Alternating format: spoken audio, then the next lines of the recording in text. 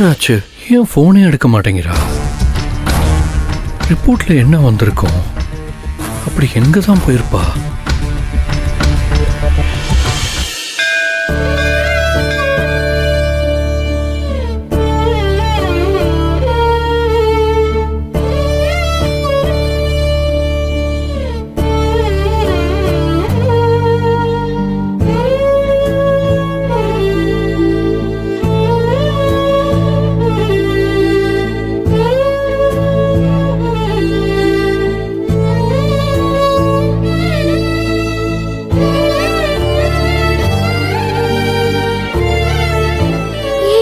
மட்டும் இதெல்லாம் நடக்குது?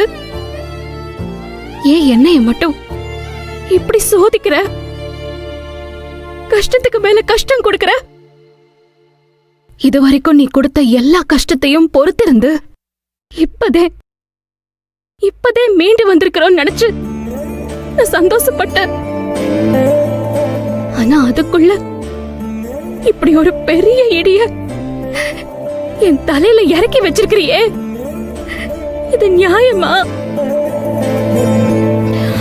எல்லா சுமையையும் தாங்கினவ இந்த அசிங்கத்தை தாங்கிக்கிற மாட்டாளான்னு நீ நினைச்சிட்டியோ?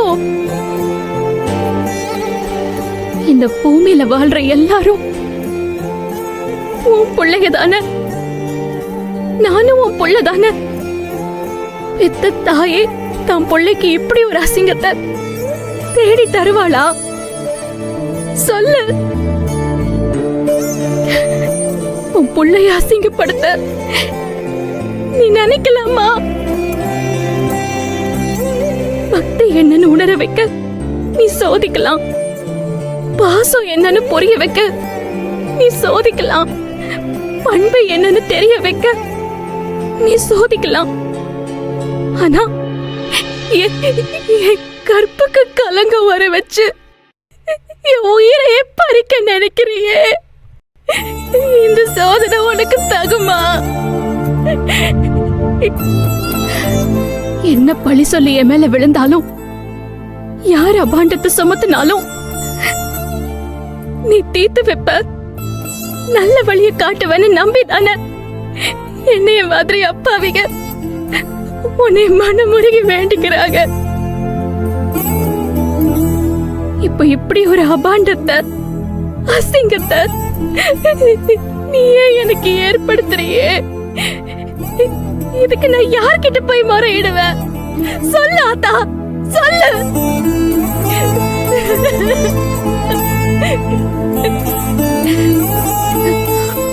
ஆயிரம் கண்ணுடைய அண்ணி, நீ அறியாம இங்க எந்த அணுவும் அசையாது.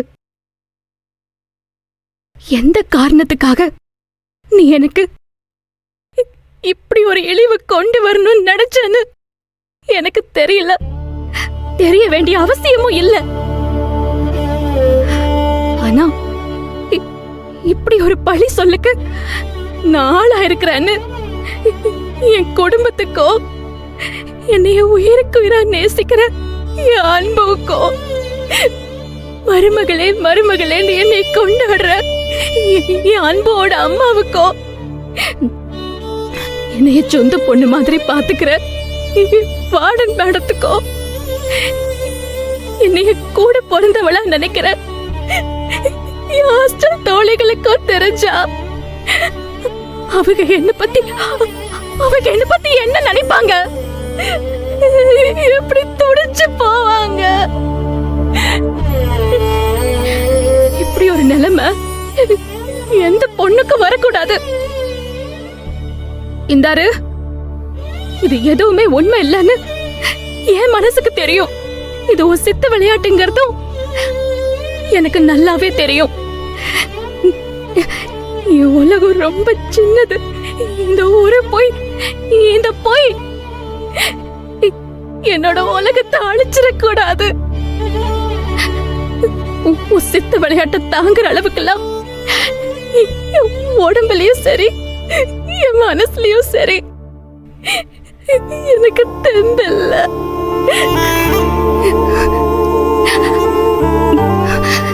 என் அக்கா கல்யாணம் நல்லபடியா நடக்கணும்.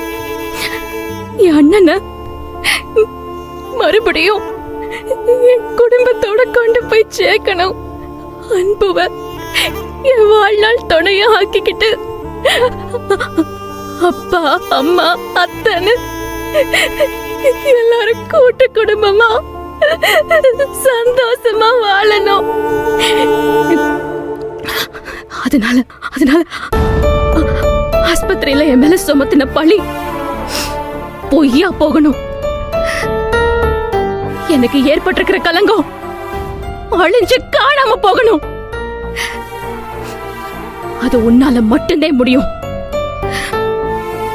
உன்னைய விட்டா எனக்கு வேற நாதி இல்ல தாயே. என்னைய கை விட்டுறாதா. விட்ட கண்ணகி மதுரையதை எரிச்சா, நான் என்னையே எரிச்சுக்குவேன்.